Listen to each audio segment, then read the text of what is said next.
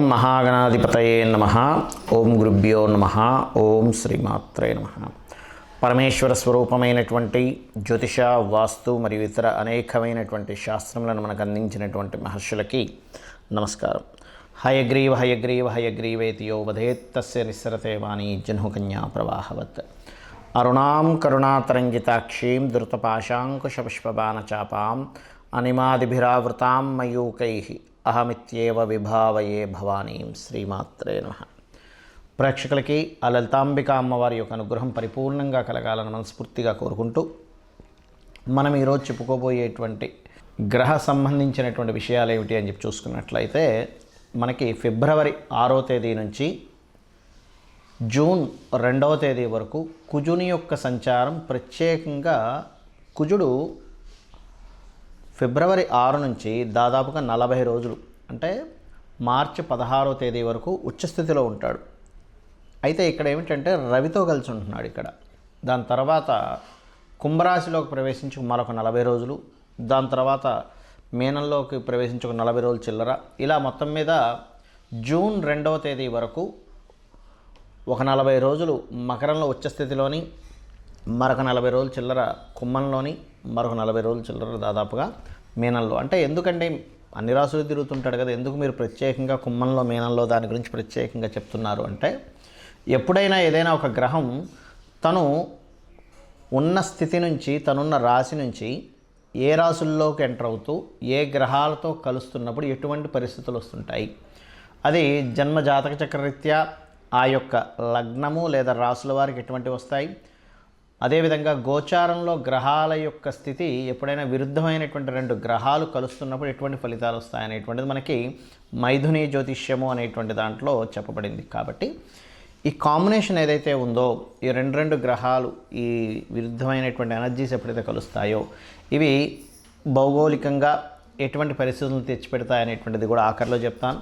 అయితే ముందుగా ఈ 12 లగ్నాల వారు లేదా రాసుల వారికి ఏ విషయాల పట్ల జాగ్రత్త వహించాలి, ఏ పరిహార మార్గం చేసుకోవాలి, ఏ విషయాల పట్ల మంచి ఫలితాలు ఉంటాయి అనేటువంటి విషయాలు ఇప్పుడు మనం తెలుసుకుందాం. ముందుగా మేషలగ్నము లేదా మేషరాశి. లగ్నం తెలిస్తే లగ్నం నుంచి చూసుకోండి, లేదంట్లయితే రాశి నుంచి చూసుకోవచ్చు. మీ రాశ్యాధిపతి మొదటి 40 రోజులు, అంటే ఫిబ్రవరి 6వ తేదీ నుంచి ఒక 40 రోజులు మార్చి 16వ తేదీ వరకు ఉచ్చస్థితిలో ఉంటాడు రవితో కలిసి. ఇది మీకు మేషం వారికి ఎగ్జాల్టెడ్ పొజిషన్, అంటే మీరు చేస్తున్న ఉద్యోగంలో ప్రమోషన్స్ రావడానికి, కొంచెం అధికారుల నుంచి ఒత్తిడి రావడానికి, అదేవిధంగా ప్రదేశాలు మారడానికి ఇక్కడ ఇది సూచిస్తుంది ప్రత్యేకంగా. అయితే మరి ఈ కుజుడు అలా ఉన్నప్పుడు ఇంకొక బెనిఫిట్ కూడా ఏదైనా ఉండాలి కదండి, ఒత్తిడే కాకుండా ఈ 40 రోజుల పాటు అని చెప్పి చూసుకున్నట్లయితే, మీకు ఏదైనా భూమి సంబంధంగా, కుజుడు ముఖ్యంగా భూములకు కారకుడు కావున భూ సంబంధమైనటువంటి యోగాన్ని ఇక్కడ కలిగింపజేస్తాడు. ఒకటి. ఇక రెండో విషయం, ఈ 40 రోజులు దాటిన తర్వాత దాదాపుగా మార్చి 16వ తేదీ నుంచి ఒక 40 డేస్ ఆఫ్ పీరియడ్లో శనితో కలిసి ఉంటున్నాడు అక్కడ కుజుడు. ఏమంటే శనితో కలిసి ఉంటే ఏమవుతుంది, ఎప్పుడు కూడా చూడండి, ఇది అగ్ని, కుజుడు అంటే అగ్ని, శని అంటే కోల్డ్ రిలేటెడ్. ఈ రెండు కాంబినేషన్ ఎప్పుడైతే కలుస్తుందో మీరు ఇక్కడ తీసుకోవాల్సిన జాగ్రత్త ఏమిటి అంటే, ఏదైనా ఒక చూడండి, ఒక్కోసారి మనం ఎవరో ఏదో చెప్తారు, మీకు పలానా చేయండి విపరీతమైన లాభం వచ్చేస్తుంది అనగానే మనం ఏం చేస్తాం, ముందు వెనక ఆలోచించకుండా ఆ డబ్బులు తీసుకెళ్ళి పెడుతూ ఉంటాం. కాబట్టి ఎక్కువ లాభాపేక్షతో ఎవరో ఏదో చెప్పినటువంటి విషయాల జోలికి వెళ్ళకండి. అయితే మరి 11వ స్థానం మంచిదే కదండి, 2 పాపగ్రహాలు మంచిదే, అందులో ఎటువంటి సందేహం లేదు. కానీ ఈ విషయాల పట్ల ముఖ్యంగా జాగ్రత్త వహించాలి. మరి ఇక్కడ లాభం ఏమిటి, ఇక్కడ లాభం ఏమిటి అంటే, క్రియేటివ్ ఫీల్డ్లో ఉండేటువంటి వారికి మంచి లాభాలు. రాజకీయ నాయకులు కొంచెం టఫ్ ఫైట్ని ఎదుర్కొంటారు కానీ గెలుస్తారు. ఇక్కడ లాభస్థానంలో ఉన్నప్పుడు ఏం చేస్తుందంటే రాజకీయ పరంగా గెలుపునిస్తుంది అక్కడ. అదేవిధంగా మరి మీనరాశిలోకి ఎంటర్ అవుతాడు కదా ఆ 40 డేస్ తర్వాత, అంటే దాదాపుగా మీకు April May, almost May first week నుంచి జూన్ 2వ తేదీ వరకు ఉండేటువంటి ఈ మీనరాశిలో కుజుడి యొక్క ప్రభావం ఎటువంటి ఫలితాలను ఇస్తుంది మేషం వారికి అని చెప్పి తీసుకున్నట్లయితే, ఇక్కడ ఇచ్చేటువంటి ఫలితాల్లో కొన్ని హైయర్ ఎడ్యుకేషన్ విషయాలకి చాలా చక్కగా ఉంటుంది.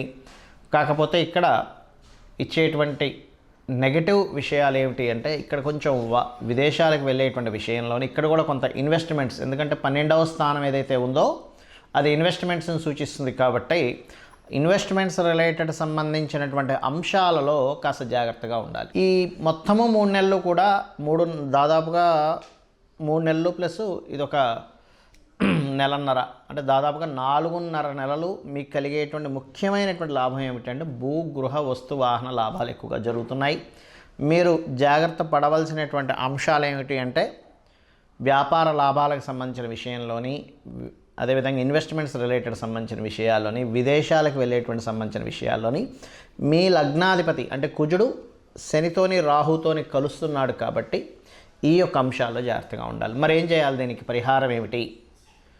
ఒకటే గుర్తుపెట్టుకోండి, ఏదైనా ఒక గ్రహం మరొక గ్రహంతో కలయికలకు జరుగుతున్నప్పుడు ఆ ఎనర్జీ ఈ ఎనర్జీని తట్టుకునేలా ఉండాలి. అంటే ఆ ఎనర్జీ మనకి ప్రసన్నం అవ్వాలి. అంటే నవగ్రహాలలో ముఖ్యంగా శని భగవానుడి దగ్గర, రాహుగ్రహం దగ్గర దీపారాధన చేయడము, చండీ పారాయణము మరియు దుర్గాదేవి యొక్క సప్తస్థితి, దాన్నే చండీ అని కూడా అంటూ ఉంటారు, ఈ యొక్క పారాయణాలు చేయడము, అతి ముఖ్యంగా పితృదేవతలకి చేయడము లాంటివి చేస్తుండాలి.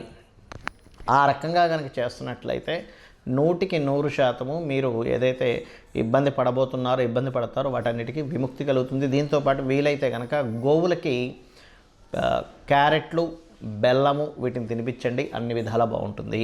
మరి ఈ కుజ రాహు లేదా కుజ శని, కుజుడు ఎగ్జాల్టెడ్, ఈ పొజిషన్స్ వల్ల కలిగేటువంటి ఫలితాలు ఏమిటి? కుజుడు గనక ముఖ్యంగా మనకి ఫిబ్రవరి 6వ తేదీ నుంచి ఎప్పుడైతే రాజులకి కారకుడైన రవితో కనెక్ట్ అయ్యాడో, దీంతోపాటు సంక్రాంతి పురుషుడు అంటారు, మనం సంక్రాంతికి చెప్పుకున్నాం. ఆ సంక్రాంతి పురుషుడు యొక్క లక్షణాల్లో కూడా ఏం కనబడింది మనకు అక్కడ? రాజుల మధ్యన యుద్ధము, రాజుల మధ్యన యుద్ధ వాతావరణము. అదేవిధంగా కొన్ని చూడండి, మనం చూస్తూ ఉంటాం, కొన్ని గొడవలు జరుగుతున్నాయండి లోకంలో, కొన్ని అల్లర్లు జరుగుతున్నాయి. అంటే ఏమిటి, ఎవరికి కారకుడు? కుజుడు దేనికి కారకుడు? అల్లర్లకి, గొడవలకి, అదేవిధంగా ఇట్లాంటి వాటికి కారకుడు. కాబట్టి ఈ అల్లర్లు, గొడవలు జరగడానికి జూన్ 2వ తేదీ వరకు ఈ కుజుడి యొక్క ప్రయాణం ఏదైతే ఉందో మకరం నుంచి, ముఖ్యంగా మకరంలో ఎంటర్ అయినప్పుడు ఏంటి, ఫిబ్రవరి 6 నుంచి కొంచెం మనకి భూకంపం వచ్చింది, మరలా ఇంకోసారి భూకంపం రావడానికి ఛాన్సెస్ ఎక్కువగా ఉంటాయి. బికాజ్ ఆఫ్ భూతత్వ రాశుల్లో 2 ఫైరీ ప్లానెట్స్ జరిగినప్పుడు భూకంపాలు, అగ్ని ప్రమాద సంబంధించిన, అంటే ఏంటి, ఎక్కడైనా కొంచెం మనం ఎక్కువగా క్రౌడ్ ఉంది, అక్కడ ఏదైనా అగ్ని ప్రమాదానికి సంబంధించిన జాగ్రత్తలు తీసుకోవాలని అర్థం. మనకి జ్యోతిష్ శాస్త్రంలో ముండెన్ ఆస్ట్రాలజీలు ఇవన్నీ ఎందుకు చెప్తారంటే ఈ యొక్క కండిషన్, ఈ గ్రహాల యొక్క స్థితి ఇలా ఉంది కాబట్టి ఆ ఎనర్జీ ఎక్కువగా ఉంటుంది. గ్రహాలు ఏవైతే 2 గ్రహాలు కలుస్తాయో ఆ ఎనర్జీ ఎక్కువగా ఫామ్ అవుతుంది యూనివర్స్లో. ఎక్కువగా ఫామ్ అయినప్పుడు ఆ ఎనర్జీతో జాగ్రత్తగా ఉండాలి. ఆ ఎనర్జీ మంచి చేస్తుంది, ఇబ్బంది ఉంటుంది. కాబట్టి పర్టికులర్గా ఫిబ్రవరి 6వ తేదీ నుంచి 40 రోజుల పాటు, అంటే మార్చి 16వ తేదీ వరకు భూమికి సంబంధించిన విషయంలోని, రాజులకు సంబంధించిన విషయంలోని కొంచెం, అంటే ఈ భూకంపాలు కావచ్చు, రాజులకు సంబంధించిన విషయం అంటే గొడవలు కావచ్చు, యుద్ధ సంబంధంగా ఆలోచనలు కలగడం కావచ్చు, ఇవి ఎక్కువగా ఇస్తూ ఉంటుంది ప్రత్యేకంగా. దానికంటే ముందు ఇచ్చినా సరే మనం ఆశ్చర్యపోవాల్సిన పని లేదు. ఎందుకంటే దాన్ని గ్రహాలు ధనుసు రాశిలో 15 డిగ్రీలు ఎంటర్ అయిపోయిన తర్వాత వెంటనే దానికి రిజల్ట్ ఇవ్వడం కూడా స్టార్ట్ అవుతుంది. కాబట్టి అది అదేవిధంగా మరి ఈ కుంభరాశిలో కూడా కుజుడు ప్రవేశిస్తున్నాడు శని దగ్గరికి. ఇక్కడ కూడా ఏంటంటే శని కుజులు ఇద్దరు కూడా విరుద్ధమైనటువంటి గ్రహ సంబంధం కాబట్టి కొద్దిగా ఈ నిగూఢంగా కొన్ని మనకు చూడండి, మనం ఒక్కోసారి వింటూ ఉంటాం, ఏమంటే నిగూఢంగా సంథింగ్ వాళ్ళు ఒక ప్లాన్ చేశారు, అక్కడేదో బయటకు సంబంధించిన కొన్ని దేశాల వాళ్ళు ఇట్లా ప్లాన్ చేసి నిగూఢంగా కొన్ని బ్లాస్ట్లు చేశారు. మనకు చూడండి జల సంబంధించినటువంటి వాటిల్లో బ్లాస్ట్లు చేస్తూ ఉంటారు చూసారా, లేకపోతే ప్రకృతి వైపరీత్యంగా కూడా కొన్ని జల సంబంధమైన ప్రదేశాల్లో కూడా కొన్ని బ్లాస్ట్లు అవ్వడం లాంటివి చూస్తూ ఉంటాం. అది మనకి లావాలు, సముద్ర గర్భంలో లావాలు పొంగడం కావచ్చు, సముద్ర గర్భంలో జరిగేటువంటి కొన్ని, ఎందుకంటే ఇక్కడ కుంభం అనేటువంటిది ఏమిటంటే కుండ, లోతైనటువంటి విషయాలు, జల సంబంధించినటువంటి విషయాలను చెప్తూ ఉంటుంది. అక్కడ కుజుడు ప్రవేశం అవడం వల్ల ఇటువంటి ఫలితాలు వస్తూ ఉంటాయి. అలాగే మీనరాశిలో ఎప్పుడైతే రాహువు కూడా సంచరిస్తుంటాడో అక్కడ బుధుడు ఉన్నాడు.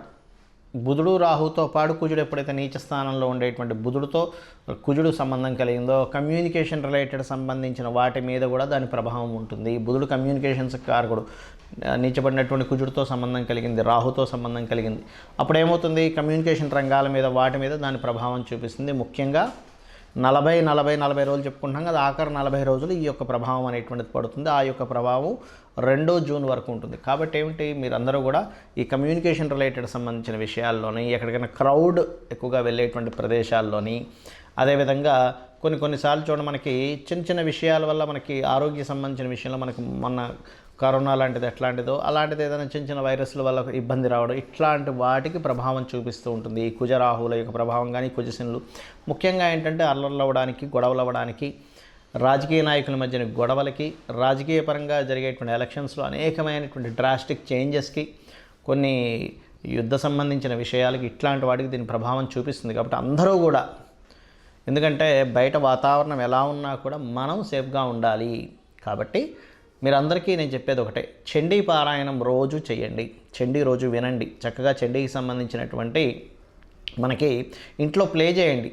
అలా ప్లే చేస్తూ మీ పనులు మీరు చేసుకోండి. ఆటోమేటిక్గా ఆ ఇంట్లో ఆ తరంగాలు ఎప్పుడైతే మన చుట్టూ తిరుగుతూ ఉంటాయో ఇంట్లో ఒక్కరికి కూడా ఎటువంటి హాని కలగకుండా ఉంటుంది. ఒకటి.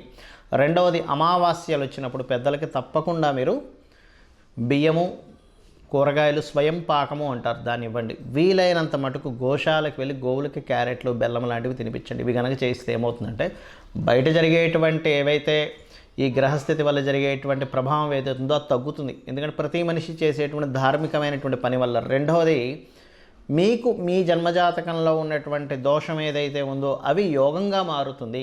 కాబట్టి ఇవి చేసి మీరు దేశానికి మరియు మీకు కూడా శుభాన్ని కలిగింపజేసుకుంటారని మనస్ఫూర్తిగా కోరుకుంటూ శ్రీమాత్రే నమః.